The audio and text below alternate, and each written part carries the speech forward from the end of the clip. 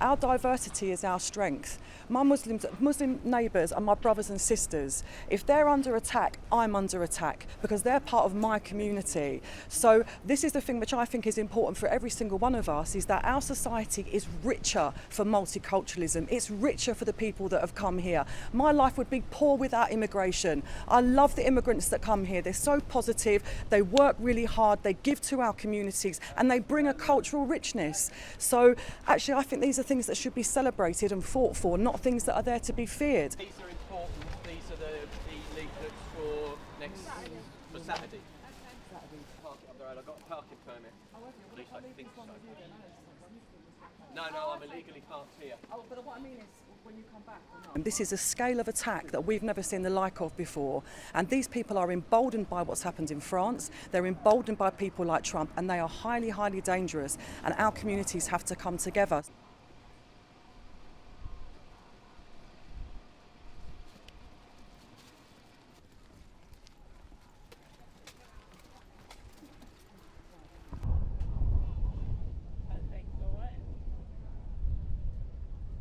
I became involved in anti-racist activity 30 odd years ago, and the reason why I did is because I come from a Jewish background, and I know the damage that fascism causes to families. It wiped out Jewish culture across Eastern Europe. This is my history, so I feel like I've got anti-fascist blood running through my veins. I stand up for anybody who is oppressed, because for me, to be oppressed, to be that minority, and to not have people to understand how wonderful and human and great you are, and to allow this division to then have people exterminated in their millions because you've dehumanised them over the years and separated them off. I can't possibly bear to see that in my lifetime.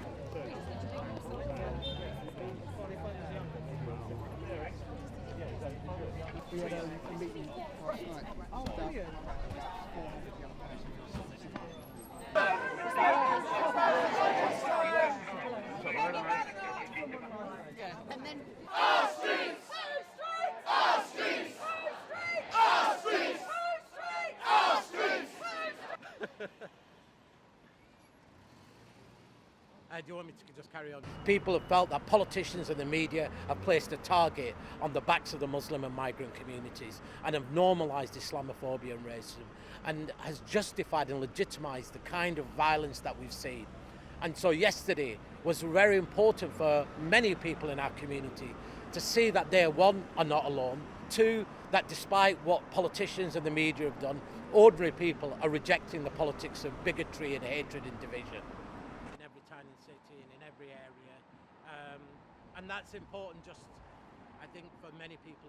We know that they have organising and they're using organising channels. Of course, social media has changed some of their organising models, so we have to be on top of that. Where are they organising? Who are their organisers? What are they planning? And of course, there are people who very much monitor them.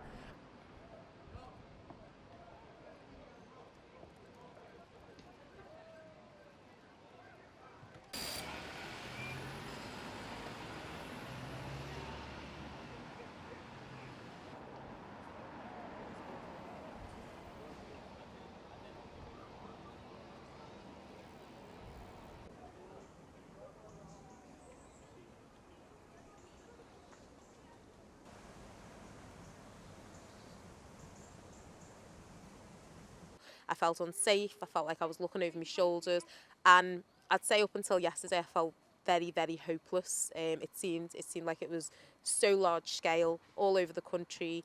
It felt like there was no hope. We had different things, some of our rallies and things.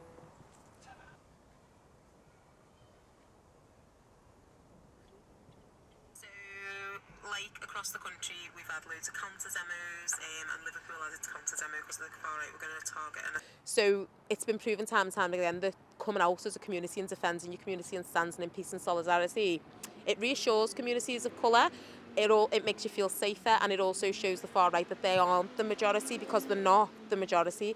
There's a violent, hostile minority on the streets at the moment who've been emboldened, but they are not the majority. So it's important to to support rallies and to support what's being organised. And I think within this space, because it wasn't quite just black communities they were coming for, it was very, very explicitly Muslim communities. There was explicit Islamophobia and also explicitly asylum seekers being targeted. So I founded Mr. BLM Alliance, yeah. Well, can you blame people? I said, but if you're coming to be passive with violence and then you're telling me you don't want to be called far right, I don't know if they were just, I don't know what they'll take away from that, but I was saying if you don't want to be called far right, we need activism to keep communities safe. We need support for organisations who are supporting people of colour. Organisations have had to close. They've had to cancel services.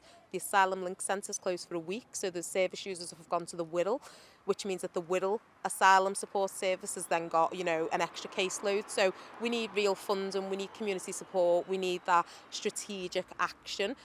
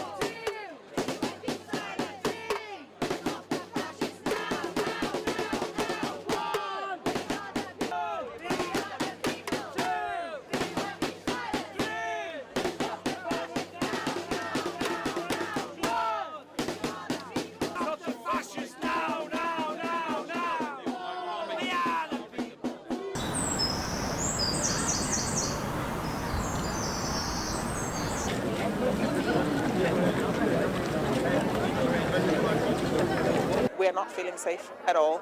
We are not feeling safe in a way that we are worried about even going to the shops.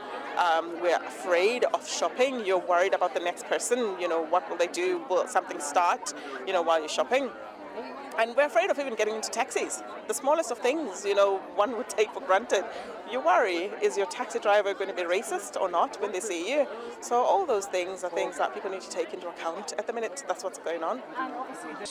We do not want to hear whataboutery. What we want to hear. We have marched these streets for the last 8 months against genocide in Palestine, and now we're having to march to protect our own black and migrant worker members, to protect their families and their communities, and to protect the asylum seekers and the refugees that as a union we have worked with from the day and hour they reach these shores. We're not prepared for that to be a narrative in this society, and we will stand up. We know that the far right is on the move, not just on our little island, but across Europe and across the globe. But we will not create any space or place for them, and we will not accept any excuses. From the Assembly, the Executive, the UK Government and the police. Well, for hundreds of years in this place, but certainly for decades, what we had was strife going on for decades. We've had enough of that violence. We understand intimidation, we understand threats, we understand how it's a cancer, and we understand that if it's not stopped at source, then it will continue. And if it continues, it'll be harder to stop. And we've had enough of it, so we're not willing to stand back and let it happen. We're saying we're taking control of this situation, and we will stand with those people until it stops. In the strongest possible terms, that Northern Ireland is delivering this mission, and we own that responsibility.